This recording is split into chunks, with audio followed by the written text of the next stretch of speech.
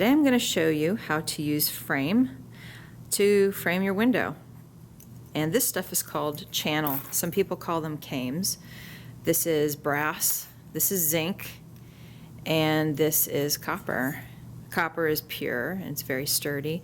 Brass is a mixture of copper and zinc together, and together they're very, very strong and very sturdy. So brass is the sturdiest, then copper is a little bit softer, and then zinc, I'm not sure if this is pure zinc or not. I'm sure somebody would be able to tell you better than me, but all I know about zinc is very bendy. And you have to be very careful because it can warp like this. So it's a good idea to keep it horizontal on the table at all times. If you ever wave it up vertically, it's probably going to get really bendy. So another thing you want to know when you are using this channel is that it's in a U shape. And you can see that here. It's a U, so that your glass will fit right inside. When you're cutting this, you can use a pair of cutters like this, and this is the flat part of the cutter right in here. And you'll want to be using them straight up and down, and you're wanting to cut one side of this U. Squeeze it together, and then you will want to use the cutters directly opposite, parallel, and you'll squeeze. And then the way this breaks is you'll put a thumb right behind where you've split it, and it should snap backwards like this. And then it should fold over itself like this, and it should overlap. So you can see how it's doing that. And that you'll be tacking to keep that together. Otherwise it's going to want to bend.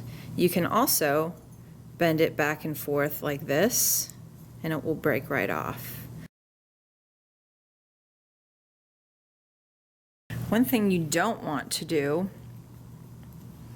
is to take this whole thing, and if you see what happened here, got squished. We don't take this whole entire thing and squish it like that. That does no good whatsoever.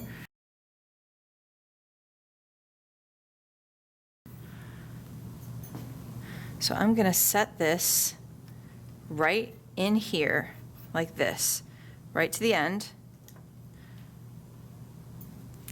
And then I am going to come at it from this side. I'm going to cut one side. So I'm holding the pliers so that they are straight down. Holding the cutters. I always call them pliers even though they're cutters. And then you can put your finger behind it like this, bend it back, keep it flat, pivot your panel like this, and then it's the same thing. So you can cut with one side, cut the other side, snap it backward, pivot, and this is not going to want to stay. You will solder this later to connect it. It just doesn't want to stay because it's just really springy. Pick up the pliers. Make sure that before you make any cuts, everything is aligned. Cut once, cuts again, cut it again, then do this, and then you can bend it up this way. Now, here's what I do. I just take the cutters, this is the flat part, and while I'm holding this all in place and I'm holding this upright, I haven't overlapped this part yet. I'm just trying to cut the length off that I need. So you can set your pliers, set your cutters flat on top of the channel, and you can make cuts like this. And then you can bend it back and forth and go together. And so they should overlap. Let me see if I can get this a little closer. They should overlap like this, and then that's how all of these overlap. They may stick out a little bit. If you look to the side, this sticks out. And so what I tell people to do is you set it down, and you're very gentle when you do this. you can use the flat part of the pliers, and you can just very gently flatten each of these. And so it usually will get both sides at the same time. One thing that I see happen is sometimes, occasionally, you will not have enough to wrap all the way around. And like say, you wrap it all the way around and oh, the last one comes only up to here. So it is possible to just break that part off and then cut a new piece. And that new piece can go right where it's supposed to. And so you'll be able to solder these in place. You'll tack solder.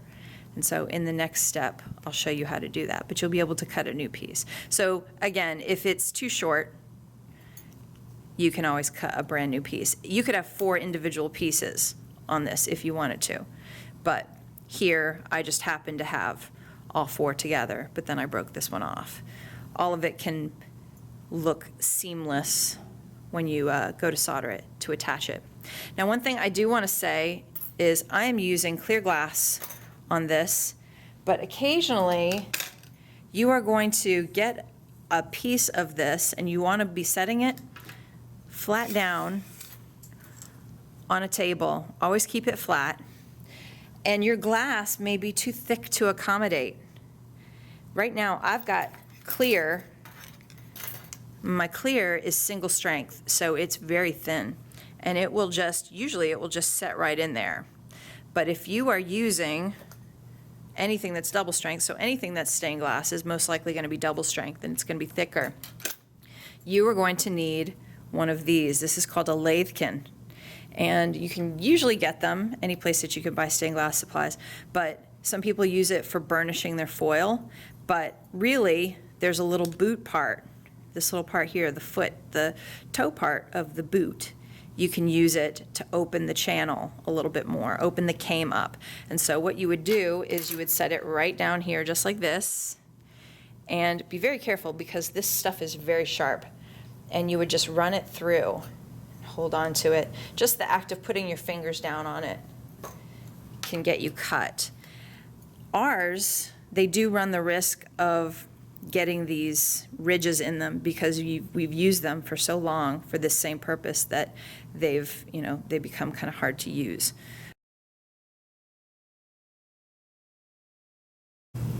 Before you start framing something, one thing that you may want to take a look at is where your break lines meet your edge.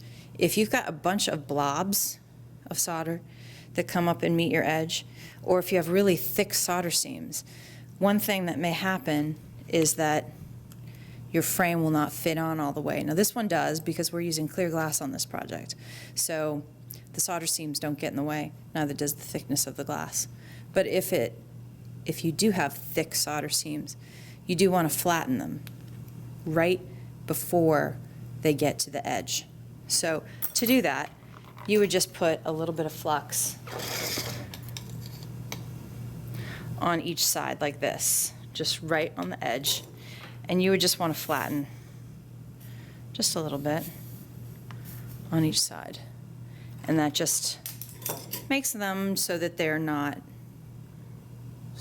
just a little bit more able to accept the frame.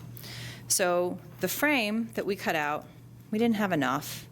So we're going to use 3 sides that were cut from one piece, and then 3 sides, or one side that was cut from another. And so we're going to put this back on. And you do have to solder these frames to the window because they do not want to stay all on their own. They're very springy, and so they want to come off. So the best way to do that is we're going to set this on the jig, and we are only going to solder the back side. We're going to keep the front side looking clean. So I'm going to put this frame on here very carefully as I can. And it may take a little bit of wrestling to get this right, but I am going to solder right where they overlap. And so I'm holding the zinc kind of far from this because the heat is going to travel and it's going to get really hot pretty quickly.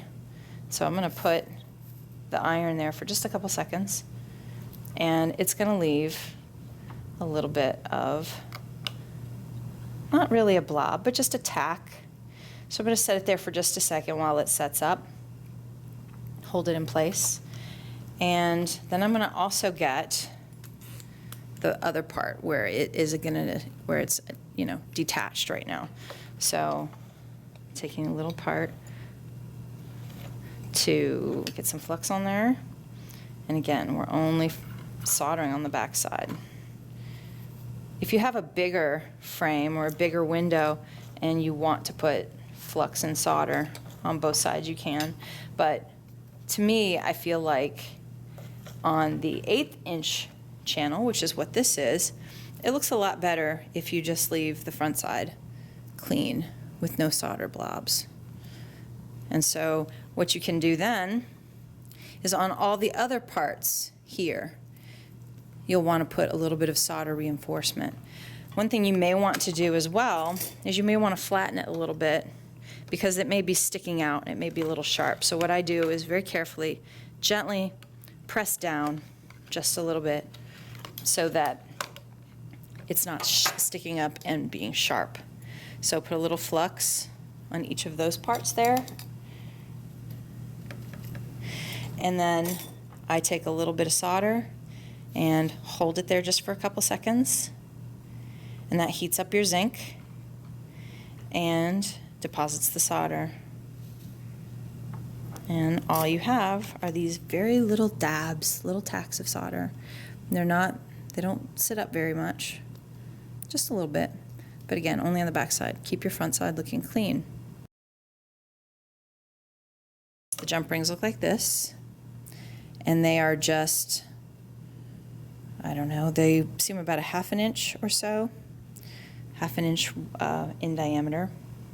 And what you do is you want to arrange it so that you are soldering on the back side, and you're going to place them right here. And what I do is I solder right where the split is. I've got my fingernail stuck right in the split. So I'm holding just with a pair of breaking pliers, and I put a little bit of flux on that part, and I put some flux right where the rings are, right where the rings are going to go. And I'm going to set it here. I set the ring right down on the channel. And it's probably a good idea, just so you know, to hold the soldering iron with your dominant hand and hold the ring in your other hand. Because if you use your dominant hand to hold the iron, you have a little bit more control. And so ideally what you want to do, especially if you've got a heavy window, bigger window, you want to make sure and cover the ring with, I'll bring it up here to show you. You want to cover the ring with solder. So you don't want to see the split, and you don't want to see what that ring looks like. If you get any blobs of solder, you can melt a little bit away, like right in here. But if you have a big window, you really need a secure solder bead right there.